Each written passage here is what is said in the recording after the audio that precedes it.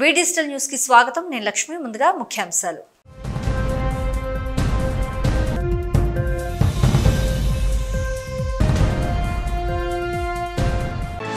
సింహాచలం శ్రీ వరాహ లక్ష్మీనరసింహ స్వామివారి దేవస్థాన కార్యనిర్వహణాధికారిగా బాధ్యతలు స్వీకరించిన వి త్రినాథ్ విశాఖ డైరీ నుంచి నెయ్యి కొనుగోలుకు సంబంధించిన దస్త్రంపై సంతకం చేసిన ఈవో.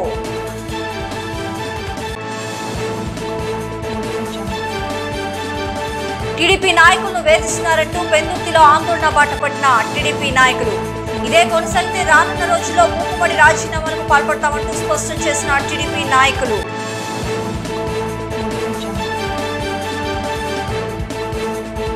కూటమి ప్రభుత్వంతోనే సంక్షేమం అభివృద్ధి సాధ్యమని స్పష్టం చేసిన అసెంబ్లీ స్పీకర్ చింతకాయల అయ్యన్న పాత్రుడు. 100 రోజుల కూటమి పాలనపై రాష్ట్ర ప్రజలు సంతృప్తిగా ఉన్నారంటూ సంతోషం వ్యక్తం చేసిన అయ్యన్న పాత్రుడు.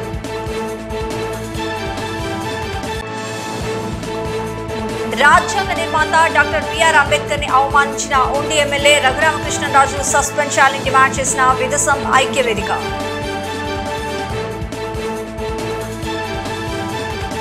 సింహాచల దేవస్థానం ప్రముఖ పుణ్యక్షేత్రం శ్రీ వరాహ లక్ష్మీనరసింహ స్వామివారి ఆలయంలో వైభవంగా స్వర్ణ పుష్పార్చన నిర్వహించారు.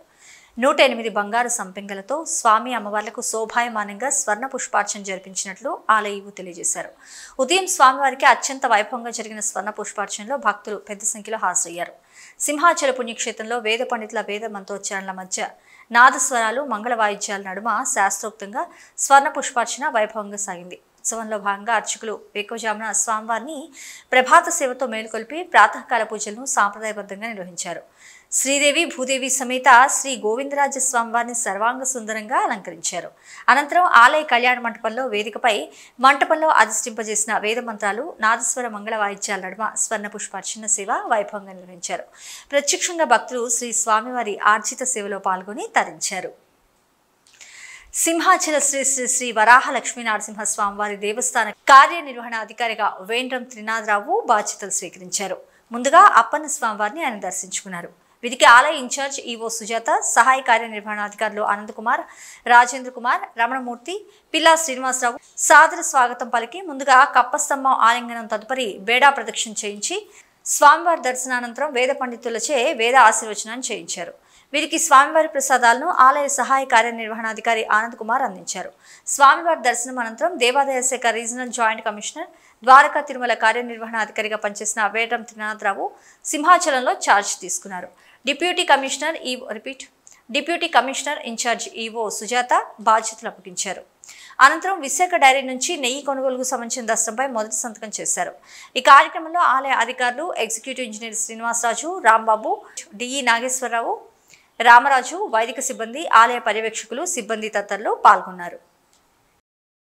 ఇండియన్ ఆర్థోస్కోపీ సొసైటీ IAS-1 మోకాళ్ల ఆర్థోస్కోపీ సదస్సును ఒక హోటల్లో జ్యోతి ప్రజ్వలన చేసి ఘనంగా ప్రారంభించారు. ఈ సందర్భంగా వివిధ రాష్ట్రాల నుండి విచ్చేసిన డాక్టర్ అమీన్ రజనీ, డాక్టర్ సందీప్ బిరరిస్ మరియు డాక్టర్ ప్రహ్లాద్ కుమార్ సింఘి 3 విధాలుగా ACL మరియు మెనిస్కస్ మోకాళ్ల ఆపరేషన్, లైవ్ సర్జరీస్ ని నిర్వహించారు.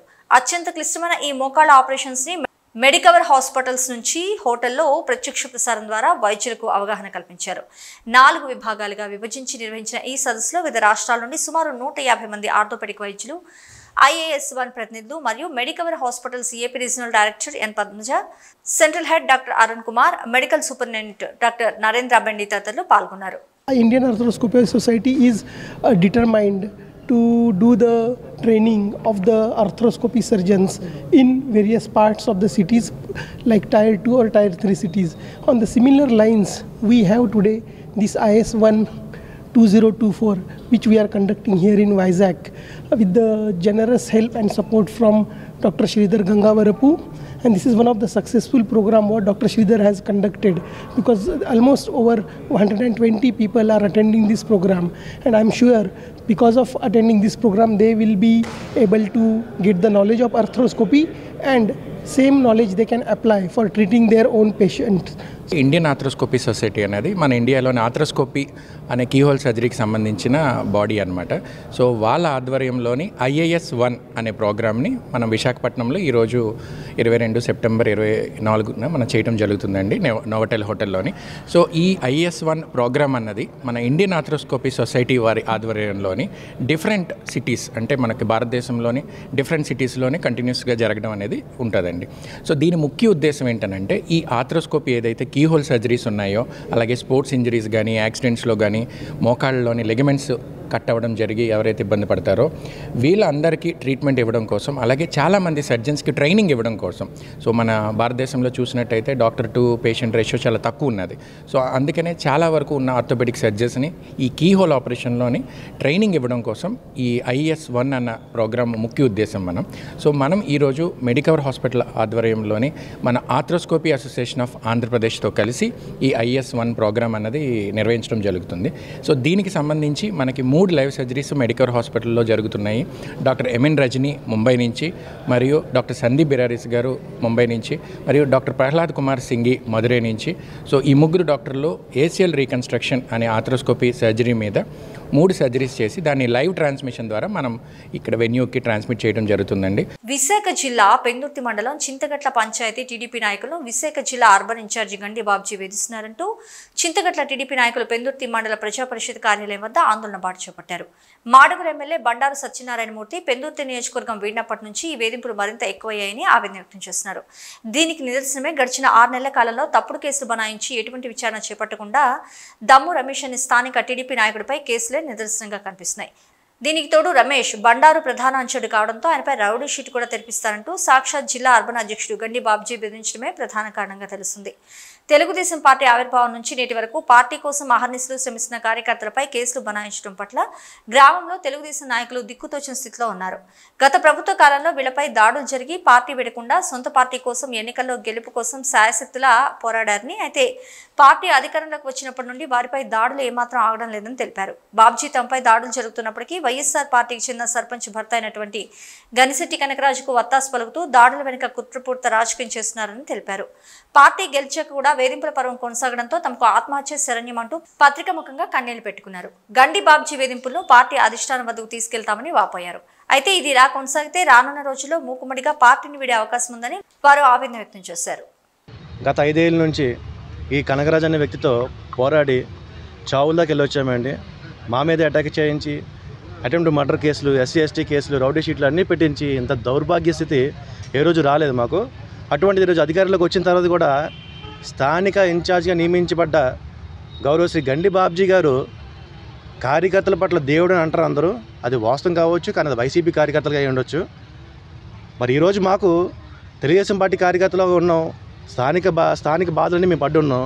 విషయాలన్నీ తెలిసినప్పటికీ కూడా మాకు మా వైపు న్యాయం ఉందా లేదని అడగకుండా అవతల వ్యక్తి ఏం చేసినా ఆయనకే సపోర్ట్ చేయడం, తిరిగి మా కార్యకర్తలకి, మా నాయకులకి, మా వార్డు మెంబర్లకి కూడా ఫోన్లు చేసి కేసులు పెడతాం, రౌడీ షీట్లు తెరిపిస్తామని చెప్పి హెచ్చరించడం అనేది ఎంతవరకు సమంజసం అని చెప్పి మీ మీడియా మిత్రుల ద్వారా నేను ప్రశ్నిస్తున్నానండి. కనకరాజన్ వ్యక్తి నాకు 2004 నుంచి నాకు ముఖ్య అనుచరుడు, పరిచయవేత్తని అంటున్నారు సార్. ముఖ్య అనుచరుడు, పరిచయవేత్త అయితే అవ్వచ్చండి, కాదని లేదు, వ్యాపారవేత్తని చూసుకోవచ్చు. అంతేగాని ఒకటే పార్టీ ఉన్న తెలుగుదేశం పార్టీ నాయకుల్ని, కార్యకర్తలు ఎంత వేధించడం మాకు చాలా బాధాకరంగా ఉందండి. ముఖ్యంగా మా ఎమ్మెల్యే అయినటువంటి పంచకాయల రమేష్ బాబు గారండి మాకు సపోర్ట్గా ఈ రోజున లేకపోతే మాకు చావు ఒకటే దిక్కండి. అంత సపోర్ట్గా నిలబడ్డారు సార్. మాకు మా ఓటేసి గెలిపినందుకు మాకు పక్కాగా న్యాయం చేశారు సార్. అది మొన్న 19వ తారీఖున వినాయక నిమజ్జనం ప్రకారంగా మా యొక్క దేవుడిని అనుకునే భజనకి వెళ్తుంటే మా పంచాయతీలో కరుడు కట్టిన కార్యకర్త గనిశెట్టి కనకరాజు, స్థానిక సర్పంచ్ భర్త అండి ఈయన. ఇదే కాకుండా ఈరోజు మేము నిమజ్జన కాడికి వెళ్తుంటే మా దేవుడి కాడిగా కుర్చీలు పెట్టి దాన్ని అడ్డుకొని మా మీద దౌర్జన్యం చేస్తుండగా మేమందరం వెళ్ళి బతిమాలి, ప్లీజ్ దేవుడి కార్యక్రమం ఇక్కడ ఇబ్బంది పెట్టకండి మమ్మల్ని అని చెప్పేసి ముందుకెళ్తుంటే ఎట్టి పరిస్థితులు ఎలాగని వెళ్ళలేదు. ఊళ్ళో నేనే ఉండాలి, నేనే రాజకీయం చేయాలి, నన్ను మిషనరీ ఎవరు లేదనే విధంగా గాజు బొట్టలతో మాపై దౌర్జన్యం చేయడానికి దిగారు. ఎవరైనా ఒక ఇన్ఛార్జ్కి వచ్చినప్పుడు ఏంటంటే ముందు ఎవరికైనా సరే వివేదాలు మిత్రులు ఉంటారు సార్. ముందు కార్యకర్తలతో పిలిచి ఏదైనా సమస్య చెప్తే ఆలకించాలండి. ఆలకించకుండా మీరు ఎందుకు వచ్చారు, దేనికి వచ్చారని దీనిలో భావంతో మాట్లాడుతుంటే ఎలాగొండ సార్ ఎవరికైనా సరే. అలాగే నాదైతే ఇంచుమించుగా అదే కనకరాజన్ ఆయన 50 లక్షల ఆస్తి కొలగొట్టేస్తారు సార్. యాక్చువల్ చెప్పాలి అందరూ బాధితులే. 20 ఏళ్ళ నుంచి సర్వీస్ చేసి కూడా అదే విషయం బాబ్జీ గారి దృష్టి తీసుకెళ్ళినప్పుడు ఉన్నప్పుడు మన పార్టీ ఉన్నప్పుడు ఆయన కూడా మనం స్పందించలేదు. విశాఖ ఆరిలోవలో ఎర్ని దుర్గమాంబ ఆలయ ప్రాంగణంలో నిర్వహిస్తున్న సుదర్శన యాగంలో నగర పోలీస్ కమిషనర్ సింకభ్రత బాగ్చి ప్రత్యేక పూజలు నిర్వహించారు. యాగ కార్యక్రమంలో ఆయన పాల్గొన్నారు. ఈ సందర్భంగా చండీమాతకు పూజలు చేశారు. అనంతరం బాలబాను అర్చక మరియు పురోహిత సంఘ అధ్యక్ష కార్యదర్శులు జోషిల కామేశ్వర శర్మ, మావుడూరు కిషోర్ కుమార్ శర్మ, వ్యవస్థాపకులు వెంకటరమణ శర్మ పోలీస్ కమిషనర్ను ఘనంగా సత్కరించారు. అంతకుముందు నగర పోలీస్ కమిషనర్ను నిర్వాహకులు పూర్ణ కలశాలతో ఘనంగా స్వాగతం పలికారు. మహిళా మనోవికాస్ వ్యవస్థాపకురాలు మాధవి సూరిభట్ల నేతృత్వంలో 450 మంది అన్ని వయసుల చిన్నారులు, యువతులు, మహిళలు, వృద్ధులతో కలిసి అతి తక్కువ సమయంలో 58,112 క్రోన్చెట్ స్క్వేర్ మహిళలు ధరించే నూలు వస్త్రాలను తయారు చేసి గిన్నిస్ వరల్డ్ రికార్డ్ సృష్టించారు. ఈ సందర్భంగా నగరంలోని వెంకోజీపాలెంలోని చంద్రమోహన్ రావు ఫంక్షన్ హాల్లో ఏర్పాటు చేసిన కార్యక్రమంలో 58,112 క్రోన్చెట్ స్క్వేర్ ని ప్రదర్శించారు. వాటిని గిన్నిస్ వరల్డ్ రికార్డ్ లండన్ ప్రతినిధి స్వప్నిల్ డంగారికర్ పరిశీలించి largest display of the crochet squares గా గిన్నిస్ రికార్డుని ధృవీకరించారు. అనంతరం ఏర్పాటు చేసిన కార్యక్రమంలో ముఖ్య అతిథి ఇంటెక్ విశాఖపట్నం మాజీ కన్వీనర్ మయాక్ కుమారెడ్డియో, గౌరవ అతిథి crafts council of Andhra Pradesh secretary doctor Renukarani, special guest heritage narrator Vizag Jayashree హతన్గడితో కలిసి జ్యోతి ప్రజ్వలన చేశారు. అనంతరం మాధవికి గిన్నిస్ రికార్డు ధ్రువపత్రాన్ని అందజేశారు. ఈ సందర్భంగా ఆయన మాట్లాడుతూ గిన్నిస్ రికార్డు కోసం సాధారణంగా 20,000 క్రోన్చెట్ స్క్వేర్స్ తయారు చేయాల్సి ఉండగా 58,112 తయారు చేసి అతి పెద్ద ప్రదర్శన ప్రదర్శించి గిన్నిస్ వరల్డ్ రికార్డుని సొంతం చేసుకున్నారని మహిళా మనోవికాస్ బృందాన్ని ఆయన ప్రశంసించారు. Hi, my name is Swapnil Dangrikar. I am the official adjudicator from Guinness World Records. This was a record attempt for the largest display of crochet squares. Now, nobody had tried to attempt this record ever before. So we had set a lot of guidelines. We had set a minimum requirement that it should be at least 20,000 crochet squares that should be displayed in one venue. Each of these had to be at least more than 5 inches. It should all be unique. There should be no duplication. Considering all of this, we've taken a manual count with a witness and we've gone through all of them, and on the basis of that I'm very happy to say that Mahila Manovikas has set a new Guinness World Records title for the largest display of crochet squares, and as we at Guinness World Records say, they are now officially amazing. Congratulations to them once again. మహిళా Manovikas group నుంచి ఇది 3rd world record. 2022 నుంచి కంటిన్యూస్గా 3 years 3 world records create చేశాము. More than 450 members participate చేశారు ఈ ప్రాజెక్ట్లో. 6 years kid నుంచి 86 years ఆంటీ వరకు కూడా పార్టిసిపేట్ చేయడం జరిగింది. మేము ఈ స్క్వేర్స్ని బ్లాంకెట్స్ అండ్ స్కార్ఫ్స్, పోంచెస్ కింద కన్వర్ట్ చేసేసి నీడీ పీపుల్కి డొనేట్ చేయడం జరుగుతుంది. కూటమి ప్రభుత్వంతోనే సంక్షేమం, అభివృద్ధి సాధ్యమని అసెంబ్లీ స్పీకర్ చింతకాయల అయ్యన్న పాత్రుడు అన్నారు.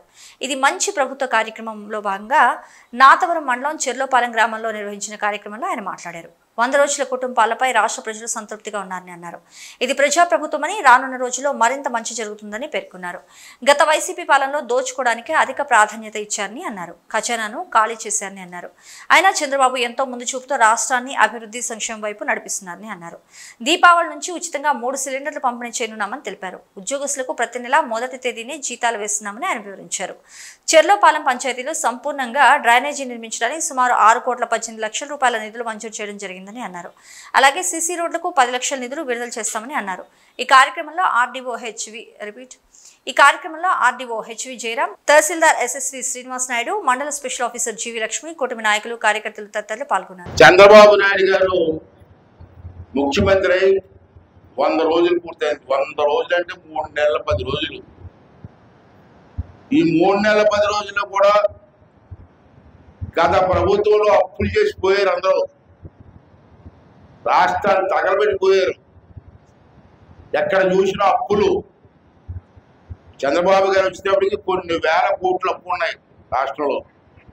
చంద్రబాబు గారు ఒక పక్క అప్పులు తీర్చుకుంటూ ఎవరో చేయలేని కార్యక్రమాలు మీరు చేశారు 100 రోజుల్లో. అది కూడా మీరు గమనించవలసిన అవసరం ఉంది. ఇవాళ చూశారు, ఇవాళ ఆ రోజు ఎలక్షన్ ముందు అన్నాం, ఆ ప్రభుత్వంలో పిల్లలు ఎవరికి ఉద్యోగాలు ఇవ్వలేదు, మేము వచ్చిన తర్వాత కొంతమంది పిల్లలకు ఉద్యోగాలు ఇస్తామని చెప్పాం. కుర్రవారు అందరూ మాకు ఓట్లేశారు. అంచేత మేము మెగా డిఎస్పీ అని పెట్టి కుర్రవారు అందరూ ఇక్కడ ఉన్న కుర్రవారు అందరూ తెలుసుకోండి, మెగా డిఎస్పీ అని పెట్టి 16,437 మందికి ఉద్యోగాలు ఇస్తున్నాం. 16,437 మందికి ఉద్యోగాలు అనౌన్స్ చేసాం. మీరు అందరూ బాగా చదివి టెస్ట్ రాయండి. 16,000 మంది కుటుంబాలకు ఉద్యోగాలు వస్తాయి. మేము ఇచ్చిన మాట నిలబెట్టుకున్నాం. రెండోది పింఛన్లు 1000 రూపాయల పెన్షన్లని 2000 చేసాం. మొన్న మేము గెలిచిన వెంటనే 4000 పెన్షన్ ఇస్తా ఉన్నాం.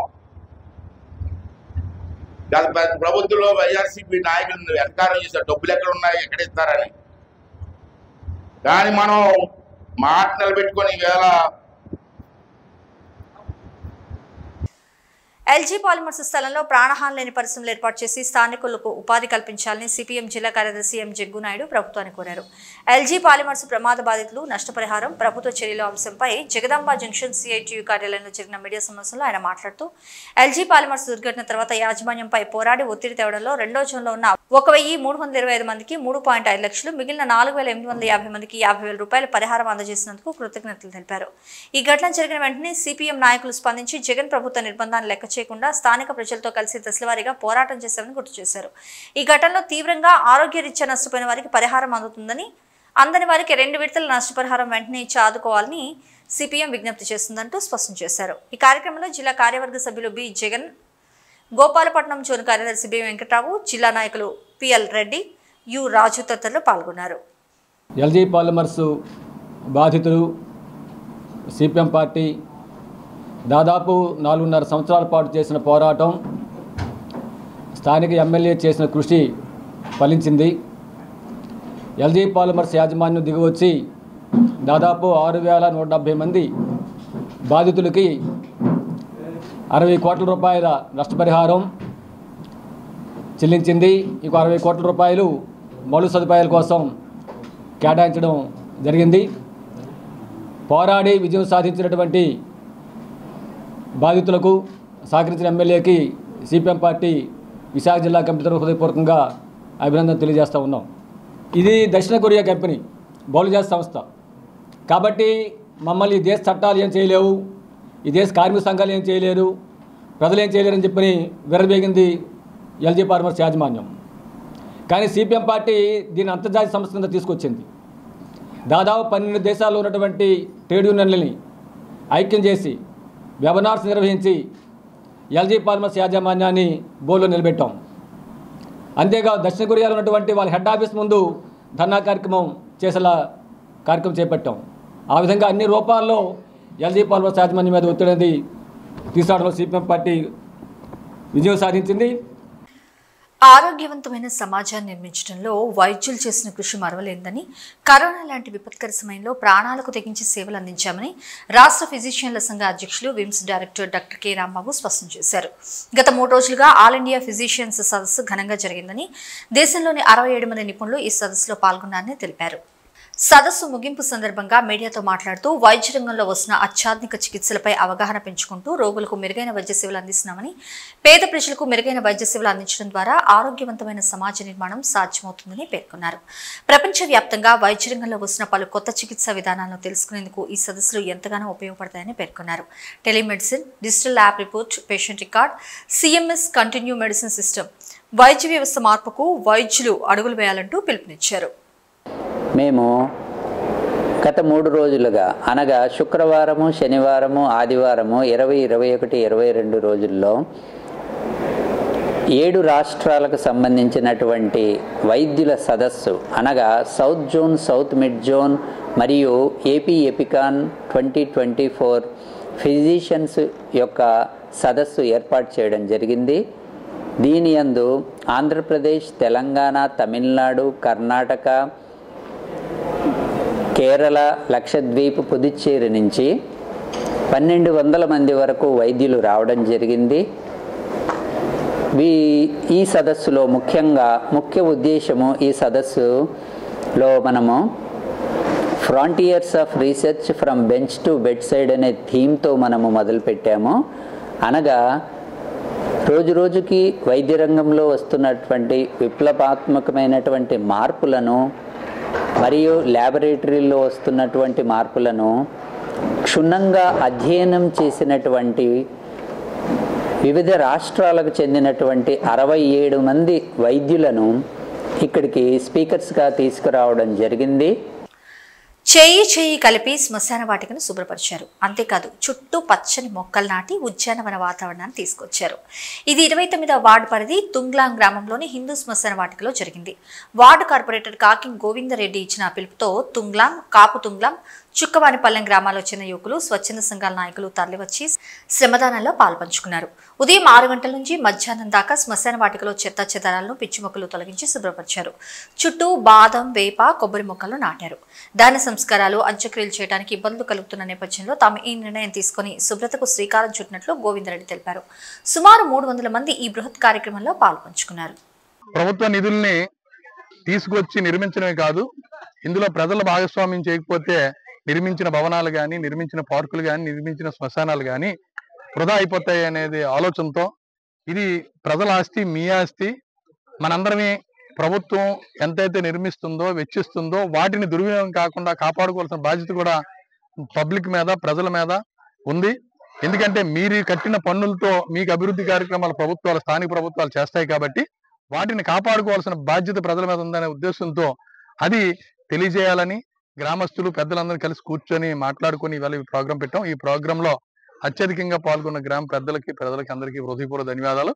ఇలాగే అందరూ ప్రభుత్వ ఆస్తుల్ని మన ఆస్తులుగా మన ఆస్తులుగా భావించి ఎటువంటి దుర్వినియోగాలు కాకుండా కాపాడుకుంటే ప్రభుత్వాలకు కూడా ఒక అభివృద్ధి పని చేసిన తర్వాత మరలా 2 సంవత్సరాలు 3 సంవత్సరాల తర్వాత మరలా కొత్త అభివృద్ధి పని చేయకుండా ఈ ఒక చేసిన అభివృద్ధి కానీ కనీసం 30-40 సంవత్సరాలు కాపాడుకుంటే ఆ గ్రామ ప్రజలు, ఆ ఏరియా ప్రజలు కాపాడుకుంటే ప్రభుత్వాలకు కూడా బర్డెన్స్ కాకుండా ఉండాలని ఈ అందరూ స్వతంత్రంగా వచ్చి ఈ శ్రమదానంలో పాల్గొన్నారు. ఈ శ్రమదానంలో పాల్గొన్న మీ అందరికీ ప్రత్యేకంగా ధన్యవాదాలు. అలాగే మీడియా మిత్రులకి మీకు కూడా ప్రత్యేకంగా ధన్యవాదాలు తెలియజేస్తూ, భారత రాజ్యాంగ నిర్మాత అంబేద్కర్ ను అవమానపరిచిన ఉండి ఎమ్మెల్యే రఘురామకృష్ణరాజును వెంటనే సస్పెండ్ చేయాలని, దళిత డాక్టర్పై దాడి చేసిన కాకినాడ రూరల్ ఎమ్మెల్యే పంతం నానాజీని తక్షణమే అరెస్ట్ చేసి పార్టీ నుంచి సస్పెండ్ చేయాలని విదసం ఐక్యవేదిక ఏపీ స్టేట్ కౌన్సిల్ డిమాండ్ చేసింది. గాజువాక ఎస్బీటీ కాన్ఫరెన్స్ లో ఏర్పాటు చేసిన మీడియా సమావేశంలో ఈ విషయాన్ని విశదీకరించారు. ఐక్యవేదిక AP state council convener doctor Busi Venkatrao మాట్లాడుతూ, గత జగన్మోహన్ రెడ్డి ప్రభుత్వం దళితులపై దాడులు, దౌర్జన్యాలకు ప్రతీకారంగా రాష్ట్రంలోని దళితులంతా ఏకమై జగన్మోహన్ రెడ్డి ప్రభుత్వాన్ని గద్దెదించి కూటమి ప్రభుత్వానికి విజయాన్ని అందించిన విషయాన్ని గుర్తు చేశారు. గత ప్రభుత్వంలాగే ఈ కూటమి ప్రభుత్వంలో టీడీపీ, జనసేన ఎమ్మెల్యేలు ఇది మంచి ప్రభుత్వం కార్యక్రమం రోజే చెడు సాంప్రదాయానికి శ్రీకారం చుట్టి దాడులు చేయడం అత్యంత దుర్మార్గకరమని అన్నారు. ఉండి ఎమ్మెల్యే రఘురామకృష్ణరాజు ఏలూరుపాడు అంబేద్కర్ ఫ్లెక్సీ తొలగించి రాజ్యాంగ నిర్మాతను అవమానించినందుకు టీడీపీ అధిష్టానం సస్పెండ్ చేయాలని వెంకట్రావు డిమాండ్ చేశారు. కాకినాడ రంగరాయ మెడికల్ కాలేజీలో లేని వివాదాన్ని సృష్టించి దళిత డాక్టర్ ఉమ్మమహేశ్వరరావును మొహం మీద పిడిగుద్దులు గుద్దిన ఎమ్మెల్యే పంతం నానాజీని ఎస్సీ ఎస్టీ అట్రాసిటీ కేసు నమోదు చేసి అరెస్ట్ చేయాలని, అతన్ని జనసేన నుండి సస్పెండ్ చేయాలని డిమాండ్ చేశారు. 100 రోజుల పాలనలో దళితులపై దాడులకు దిగారని ఆవేదన వ్యక్తం చేశారు. టీడీపీ జాతీయ నాయకులు, రాష్ట్ర ముఖ్యమంత్రి నారా చంద్రబాబు నాయుడు, అలాగే జనసేన పార్టీ అధినేత డిప్యూటీ సీఎం పవన్ కళ్యాణ్ తక్షణమే స్పందించి దోషులపై కఠిన చర్యలు తీసుకోవాలని డిమాండ్ చేశారు. గత ప్రభుత్వం దళితుల మీద దమనకాండ చేసిందని ఊరు ఓడ తిరిగి జగన్మోహన్ రెడ్డిని ఓడించాలని కంకణం కట్టుకున్న దళిత సంఘాలకి ఇవాళ చేదు అనుభవం ప్రారంభమైంది. ప్రభుత్వం వచ్చి 100 రోజుల సందర్భంగా ఇది మంచి ప్రభుత్వం అనే కార్యక్రమాన్ని నిర్వహిస్తూ ప్రజల మధ్యకు వెళుతున్నటువంటి సందర్భంలో నిన్ననే 2 ఎమ్మెల్యేలు అత్యంత అవమానకరమైనటువంటి చర్యలకు దిగారు. ఇది మంచి ప్రభుత్వం రోజున చెడు కార్యక్రమాలకి, రౌడీజానికి దిగారు. ఒకటి, ఉండి ఎమ్మెల్యే రఘురామకృష్ణరాజు గారు మంచి ప్రభుత్వ కార్యక్రమాల్లో పాల్గొనే దాంట్లో భాగంగా ఏలూరుపాడు అనేటువంటి గ్రామానికి వెళ్ళి అక్కడ ఒక సెంటర్లో ఉన్నటువంటి అంబేద్కర్ విగ్రహాన్ని దౌర్జన్యపూరితంగా అక్కడ ఉన్నటువంటి యువకుల్ని రెచ్చగొట్టి ఈయన ఫ్లెక్సీ తొలగించి వారి చేత నినాదాలు ఇప్పించి అంబేద్కర్ని అవమానించేటువంటి కార్యక్రమానికి ఒడిగట్టాడు ఆయన.